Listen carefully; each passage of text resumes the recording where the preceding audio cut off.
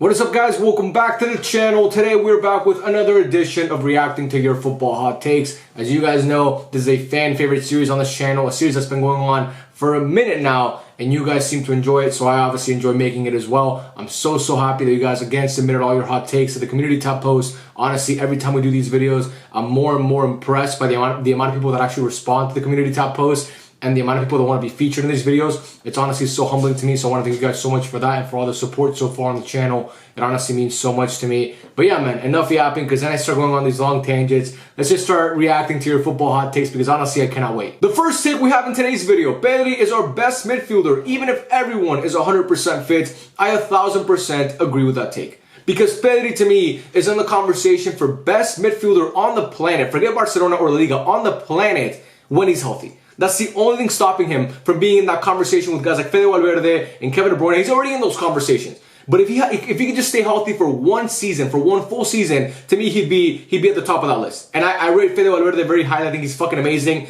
I just think Pedri, if he stays healthy and he can prove it for a whole year, he'd be right next to him, because I think Pedri is that good. And I think Barca have a plethora of good young midfielders, guys like Gavi, obviously, who's just coming back from injury. And I love Gavi. I love seeing him obviously back on the pitch. I think he's amazing, but I think Pedri's better. We obviously know Marc Bernal, who got hurt in the beginning of the season, but when he was playing fantastic, so good. Marc Salah has been a godsend for Barca so far this season. He's just been out of this world. Dani Olmo, not really like an 8 or a midfielder, who's more of like an attacking mid or like a 10, but still, if you want to throw him in there as well, he's obviously fantastic, but of course I think Pedri's better. And then lastly we have Frenkie de Jong, who I believe, the quality's there with Frenkie de Jong, but he's been really inconsistent since he came back, and he hasn't been great in the cameos that he's made for Barca since he came back from injury. Again, I know he's easing his way back into things. The guy was out for like 5 or 6 months, a really bad injury. He suffered an ankle injury, but again, I think Pedri's a better player than Frenkie de Jong. So to me, I 100% agree with this take. This is not a hot take whatsoever, because like I said, Pedri, when he's 100% fit, and even when he's not, he's still in the conversation for best in the world at his position. So you better believe he's in the conversation. He is the best Barca midfielder when he's 100% healthy. The next take we have here: Ronaldo's greatest achievement is being compared to Messi. Every time I see this take, because people say this take a lot, I always feel like, and I want to preface my comments by saying this, as you guys know, I'm the biggest Messi fan on the planet. I absolutely adore Lionel Messi. He's my favorite player of all time. And if you guys watch me on TikTok, you know I'm not the biggest Ronnie fan, okay? I'm just not a big fan of him as a player or as a person, but again, that's besides the point. My point is, I'm a big Messi fan, not a huge fan of Ronaldo, but every time I read this take, all I can think about is, wow, that is so fucking disrespectful to Cristiano Ronaldo. I don't agree with this take at all. To me, Ronaldo's greatest achievement is being the greatest player in the history of his country, being the greatest player in the history of arguably the greatest club in the history of football, being a guy who has the second most Ballon d'Ors of all time, being the guy who's the top goal scorer in the most important, hardest competition in European football, being a guy who's won 5 UCLs and scored in multiple UCL finals. That, to me, is Ronaldo's greatest achievement. A guy who won 3 straight Premier Leagues before even coming over to Spain, and then went to Spain and, like I said, became the greatest figure in the history of Real Madrid. He's one of their top goal scorers. He is their top goal scorer, one of their top assisters. The guy did so much in his career. And for us to say that his best achievement is being compared to Messi, again, the fact that this debate is close, or people think it's close, it's props to Ronaldo, because I don't believe it's close. I think Messi's so good and he's such a fucking alien. But again, Ronaldo made it close at one point. It was a close debate at one point. I'm not going to sit here and say that it wasn't. Back in like 2016, 2017, when Ronaldo was winning all these UCLs and obviously scoring all these goals, and Messi was getting knocked out in the round of 16 in the quarterfinals, it started to become a debate. But again, that's mostly accolades merchants that think that way. But my point is, they were in the same conversation for years. Anybody who tells you otherwise doesn't know what they're talking about. So again, for me, when you say this, it kind of belittles Ronaldo's career. And again, to me, he's the second greatest player of all time. So I can't just sit here and say, yeah, his best accomplishment is being compared to Messi, because that's like, it's taking away from him. You know what I mean? It's like, I don't want to do that. It's like saying Michel Platini's best accomplishment is being compared to Maradona. But this guy also won, he won 3 Ballon d'Ors. He won a Euro and was amazing in a Euro. You know what I'm talking about? I'm talking about Platini, not Ronaldo. But, it's the same logic I'm talking about. The next tip we have here is a good one. Iniesta and Zidane are on the same level in terms of their ability and legendary status in the game. I see many people say that Zidane is clear of Iniesta, which is so disrespectful to Iniesta. I 100% agree. I 100% agree. Both of these guys sit at the same table, okay? Both of these guys, in my opinion, are two of the 5 best midfielders of all time. I believe Iniesta, Andres Iniesta is a better player, but again, you could say I'm biased because I'm a Barca fan, but again, it's very, very close. Iniesta and Zidane, it's very, very close. Both of these guys won World Cups. Both of them scored in World Cup finals. You know, both of these guys were legendary for their clubs. Zidane, when you talk about Juventus and Real Madrid, and obviously Iniesta for Barcelona, what he did there. So both of these guys were amazing. One guy has a Ballon d'Or, and the other guy doesn't have a Ballon d'Or, and that's where like, here's the thing, bro.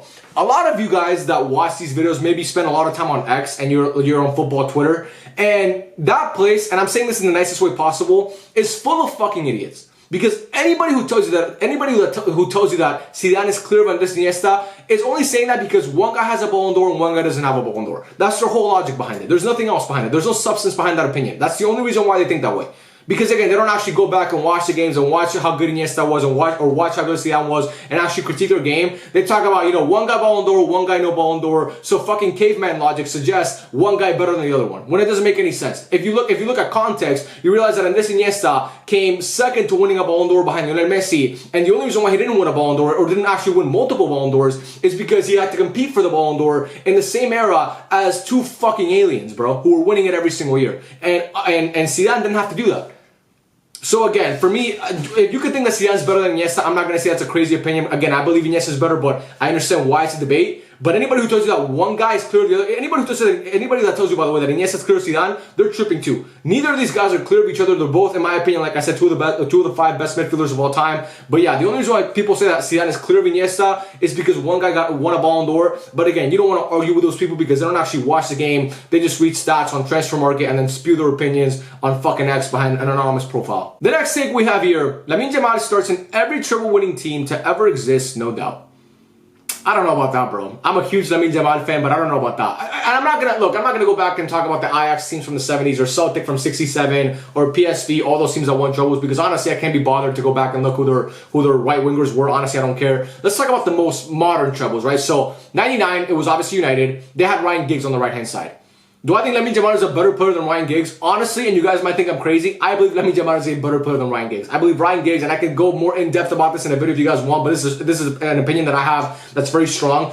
I believe Ryan Giggs, besides being a piece of shit human being, is one of the most overrated players to ever play the game. I believe that with every fiber of my being, but again, that's for a separate video. I believe, honestly, I think I'll give it to Lamine Yamal. I think he starts over Ryan Giggs, but again, United fans might be pissed at me for that. But whatever. I mean, it's. I don't want to say it's close because some people might not think it's close. But whatever. So to me, he starts over Ryan Giggs, right, on the right hand side for United. But then we move on to Barcelona in 09. That's the next treble-winning team. And do I think he starts over Messi? Absolutely not. He doesn't start over Messi on the right. And then you go to Inter in 2010. Does he start over, was it Eto'o? Yeah, it was Eto'o because Pandev was on the left. Does he start over Eto'o on the right hand side? Again, Eto'o was more of a striker, but I don't think right now he starts over Samuel Eto'o. Like this version of Lamine Yamal, I don't think he starts over Samuel Eto'o. And again, I love Lamine Yamal, but I also love me some Samuel Eto'o. So I don't think he starts over Samuel Eto'o. Then we move on to 2015. He doesn't start over Messi. Let's just get that out of the way. He does not start over Messi. 2013, actually, I skipped the Bayern team. 2013 Bayern Munich, does he start over Arjen Robben? I don't believe so. I don't believe he's gone to. I believe Arjen Robben is he's one of the best wingers of his generation for sure. So I don't think he starts over Robben. So I won't give it to him there. And then we go to, you know, does he start over Gnabry for Bayern Munich? I don't know about that. Maybe he does, and then you go to City, and then does he start over Bernardo Silva? I don't think so. So again, I wanted to go through the teams just to kind of see who the right wingers were and how they stack up against Lamine Yamal, but I don't believe he gets into every treble-winning team of all time. Not yet, bro. This is a little bit too early for now, man. Like we're kind of getting ahead of ourselves with this. I think Lamine Yamal is fantastic, and I believe he's going to go down as one of the best players of all time. I really, really do believe that. I think he has the talent and just he has the personality for it and just the vibe. I don't know. There's something about this kid that just. It's amazing, bro, but I don't think I don't think right now I can say he starts for every treble-winning team of all time. Again, a treble-winning team is, you literally are by far and away, no doubt about it, no one can question it, the best team in the world in that year because you won every competition you competed for. I can't say Lamine Yamal starts in every treble-winning team at 17 years old. Again, the Giggs thing, that's just because I think he's already better than Ryan Giggs as a player, but that's besides the point. People can disagree with me on that in the comment section. But after that, I don't think he gets in over Robben or Messi or even Bernardo Silva, if you want to call it, if you want to say that, because I think Bernardo Silva, when Man City won the treble, was so good. But yeah, I love Lamine, but I can't agree with this take. The next take we have here, Ronaldo objectively had a more difficult life and harder career. What does this mean? What does this mean? You see, I talked good about Ronaldo earlier in this video, talking about like his greatest achievements and accomplishments, and I gave him credit. But then I see shit like this, and I'm like, what do you want from me? You want to play you want me to play that tiny violin? Like, boo-hoo, bro. What do you mean he had a harder life? Like, I don't know about their upbringing, bro. I think both these guys grew up really, really fucking poor. I think both of them grew up really poor. And I know Ronaldo, unfortunately, lost his father when he was really, really young. But again, both of these guys did not grow up in ideal circumstances, okay? They both came from nothing and then became the two most famous people on earth. So I don't know about life. I can't talk about that because, again, I wasn't with Ronaldo in the fucking trenches in Portugal the same way I wasn't with Messi in the trenches in Rosario. So I'm not going to talk about life, so I don't know where you got that from. But now we go on to career because I can't talk about their career because I watched most of their careers. I don't, like, Ronaldo walked in, like, people talk about Ronaldo having this hard career. He spent very little time at Sporting. Then he got bought by Man United. And Man United, when he got bought by them, was the best team arguably in the world. I mean, that team was fucking stacked with talent. He didn't go into some bummy squad and completely turn them around. Like, that's just not what happened. And then he goes on to Real Madrid, and yes, early on, where they have the best talent, his first season there, they did not have the best talent. But then after that, when Jose came in, they stacked that team, bro. In that same transfer window, he got bought from United by Real Madrid. They got Kaká and also Xabi Alonso and Benzema. And like, both of these guys have had insane teammates throughout their career. Both of them have been, they both played for the two biggest clubs in football. Both of them, like, neither of them had a harder career than the other one. If you want to talk about Portugal, when you look at Messi's teams that he started with Argentina back in those early days when he was like losing in the Copa America in 2011 and losing in the final in 07 and getting knocked out of the World Cup in 2010, those weren't great teams. Like, this wasn't like some 2010 Spain situation. And I understand when all those teams weren't great either, but again, like I said, neither were Messi's. I think both of these guys had very similar careers. They both played for nations that, you know, started off kind of like not so great in terms of talent, then kind of picked it up. Because if you look at Portugal now, it's a great squad. You could argue on paper it's a better squad than Argentina.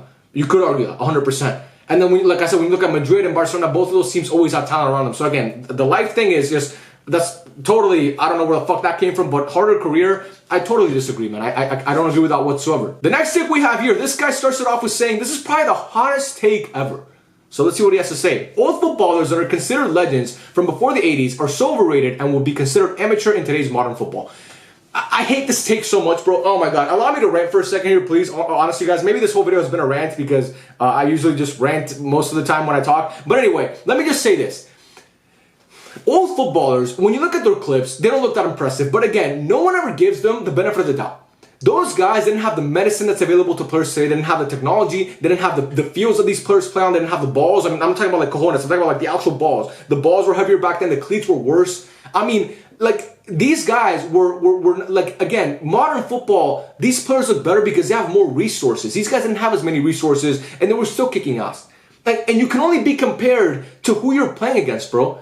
You only as like if you drop Pele in the 2010s, is he as good as he was? Is he gonna be as good as he was in the 70s? No, but then again, who gives a fuck? Like, we can't do that. We can't just drop Pele into the 2010s and see, oh, let's see how you do, old man. No, because he played when he played and he exceeded when he played. He excelled, sorry, when he played. The same thing with Maradona, the same thing with Bobby Charlton, the same thing with George Best, the same thing with Puskas, the same thing with Di Stefano. All these guys were born when they were born, and when they had to play, they excelled. That's it. I don't know, like, do I know if Puskas would be good in today's day and age? No, but again, like I said, who gives a fuck? We don't have to watch him play in today's day and age. So just enjoy what you watch now and stop trying to discredit like fucking older players, because again, they didn't have the same technology. They didn't have the same like, travel wasn't as easy. Everything was harder for them back in the day because again, football wasn't as advanced and technology wasn't as advanced as it is now. So they didn't have those benefits. So again, I'm not gonna sit here and just shit on older players because again, like I said multiple times, do I think Pele would be good in today's day and age? No, but again, I don't really care because we're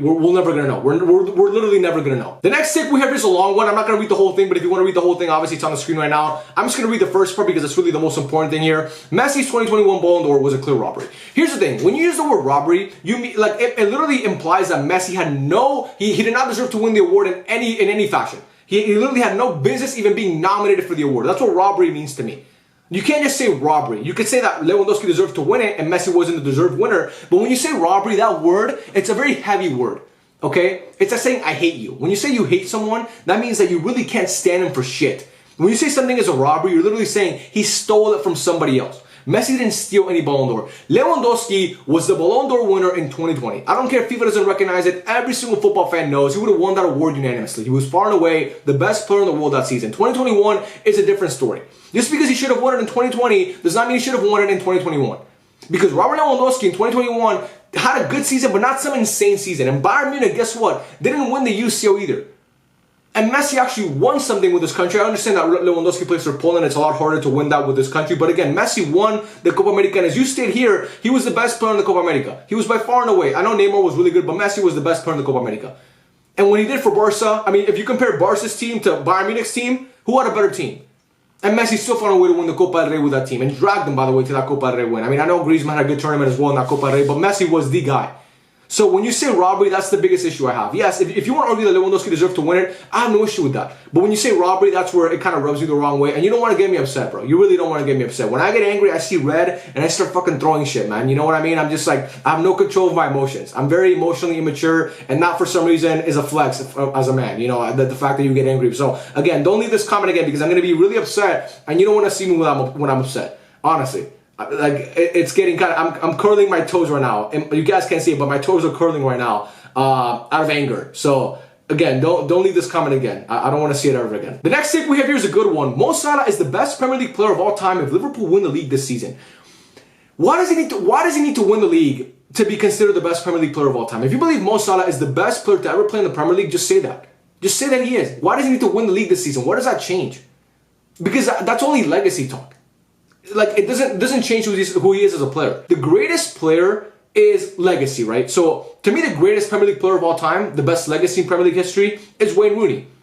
I'm not going to give it to Ryan Giggs. I refuse to give it to Ryan Giggs. It's Wayne Rooney to me, a guy who won, obviously, countless Premier Leagues and has some amazing moments in the Premier League. But do I believe Wayne Rooney is the best player to ever play in the Prem? No, I think that goes to Cristiano Ronaldo. Or even, and after that, it's Luis Suarez and Henry. So, again, to me, I don't, like, if Liverpool win the league, would it put him higher all the time than Henry? Sure, but why does he need to win the league to do that? You know what I mean? Like, if you believe he's a better player, he's been more productive than Henry or than Ronaldo in the Premier League, just say that. So again, I don't want to make it sound like I'm being, like, I don't want to make it sound like an asshole here to try and be difficult, but again, I don't see how winning a league title changes anything about Mohamed Salah. To me, he's by far and away, I fucking love Mohamed Salah. To me, he's by far and away a top 3 winger to ever play in the Prem, and it's really not even close to me. He's in that conversation. He's in the same room with Ronaldo and Henry. He's in that room, and no one can kick him out of that room. He's in there, okay? He's in that room. But again, the best Premier League player of all time, does he have a better legacy than Henry in the Prem? Does he have a better legacy than Wayne Rooney in the Prem? I don't know. I think he's a better player than Wayne Rooney. I believe that with every fiber of my being. Do I believe he's a better player than Henry? I think it's close. I really do think it's close. I think they're both so good, but I think I would give it to Henry slightly, but I think it's close. But again, to me, Mo Salah's legacy, whether he wins the Premier League or not, this season with Liverpool and obviously Arne Slot, I believe he's cemented as one of the top 5 best players that I've ever seen play in that Premier League. In the Premier League. Couple more takes here before we finish off the video. Vini Jr. didn't deserve the Ballon d'Or because without him, Madrid are a decent team before Mbappe. But without Rodri, City can't win matches against simple teams often. What does this mean?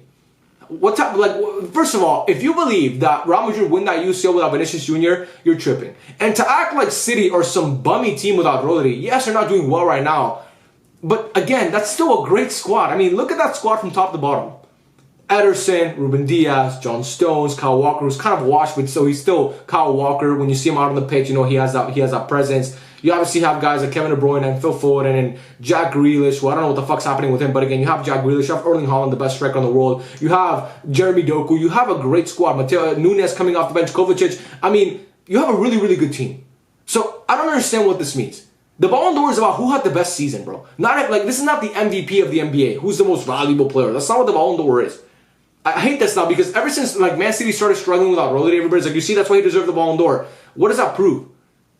I looked at Vinicius Jr. and I saw what he did in the UCL, and I believe that he deserved to win the Ballon d'Or. That was just my personal opinion. But again, to act like Real Madrid win that UCL without Vini, it's not happening, bro. It's not happening. Jude Bellingham, he could carry them against Bilbao and against Rayo Vallecano last season because those teams don't have the quality of Madrid. And I'm not trying to take anything away from Jude Bellingham, but again, it's easier against those teams. But do you think Madrid go into the Etihad and beat Man City or knock out Man City without Vini? Do you think they win that game in the Bernabeu without Vini's second half performance against Bayern Munich? Absolutely not. Absolutely never in a million years. So for me, again, I don't understand what this logic is. I think both of these teams are good. And I think both of them need their best player to succeed. And I don't understand what this take has. I really don't get this take at all. The next take we have right here. Due to the sheer amount of games right now, I think if it continues, someone will break Messi's 91 goal record. This is the record that I can confidently say will never be broken. Ronaldo's 17 goal UCL campaign, especially with the amount of games they've added now, that's going to be broken at some point. I don't know by who, but it's going to be broken at some point. This will never be broken. This record will never ever be broken. You can book it right now. You can come back to this video. If this record ever gets broken, I don't know what I'll do. I'll literally, I don't know. I'll sell. What am I gonna sell? No one wants your. I was gonna say I'll sell feet pics, bro. But no one wants your fucking pictures of your foot. You fucking weirdo. I don't know what I'll do. I'll do anything. I'll do whatever the top comment says in this video. If someone actually breaks Messi's 91 goal record in a calendar year, it's never happening, bro. Jordan Mueller had the record for like 40 years, bro. And needed, like, an alien needed to come by to break it. Jordan Mueller literally had the record for like he broke it in 72. Messi broke it in 2012. So yeah, like 40 years he had the record. Like 40 years. And again, Messi came around and broke it.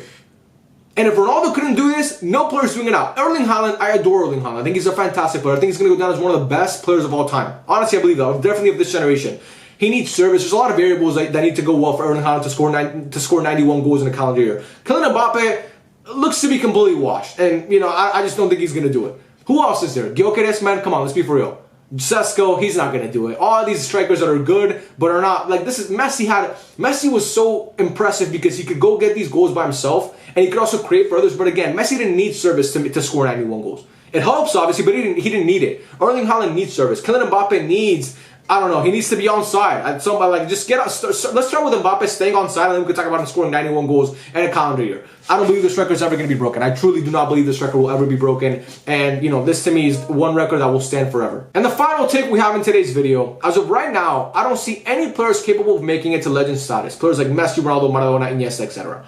I think Haaland will get there. I think Haaland will be a legend of the game. I really do believe that. I believe Lamine Yamal will get there. I believe Vinicius Jr. will get there. I believe those three guys. Mbappe also. I'm not going to take away from Kylian Mbappe because, again, the only reason why I didn't mention him at first, he would have been the first name that came out of my mouth literally 4 months ago. But I don't know what the fuck happened to him in Madrid. I don't think he's been... Look, do I think he's been awful? No, but that's not what we expected. So, again, I don't hope that he gets better, but again, I love football, man, so I want to see the best players do well, man. Again, I don't want to see Mbappe do well for Madrid, but, you know, this is a guy who started off his career so strong. To see him now playing for Madrid, his dream club, and to play the way he's playing, it's sad. Not for me. I'm actually really, really happy, but again, for football, it's sad. But I believe he can get to that level as well. I believe Mbappe, Haaland, Vini, and Lamine Yamal are the creme de la creme of this generation. I believe those are the guys that when it's all said and done will go down as maybe legends of the game. I believe Haaland for sure will be there because I believe he's going to score so many goals and be so dominant in the Prem and win so many trophies for Man City that I believe he's going to be in that conversation. And Mbappe as well, a guy who's already scored a World Cup hat-trick and won a World Cup final. I believe he's and has done countless things. Has obviously scored at some of the biggest stadiums in Europe. Lamine Yamal and Vini, you know, two guys. Vini obviously more on his way up. Like, he's more cemented already, more established. But I think Lamine Yamal, with the start of his career, I believe he can become a legend. So yeah. For me, do I think they're going to get to the level of Messi, Ronaldo, and Maradona? No, because those are, to me, the three greatest players of all time in that order. But I believe they can reach the top 15 of all time. I really do believe that. Actually, let's do one more take here because I saw this one and it pissed me off. Prime Hazard was better than Neymar ever was. What the fuck are you talking about? You want to get me upset? You guys, if you guys have watched these videos for a long time, you guys know how to get me pissed off. I'm guessing this is a troll comment because, again, you guys know how to get me mad. Talk shit about Neymar and prop up Eden Hazard and you're going to get me upset. And like I said earlier in this video, you don't want to see me upset. No, but in all seriousness, this take is stupid. Honestly, I'm trying to be nicer about it. This take is fucking dumb. No way, bro. What was Prime Hazard at better than Neymar? Name me one thing. Was he a better dribbler? No. In my opinion, he wasn't. I know everybody loves to suck Eden Hazard's dick because of how good of a dribbler he was. I think Neymar was a better dribbler. With the ball at their feet, I'll take my chances with Neymar over Eden Hazard.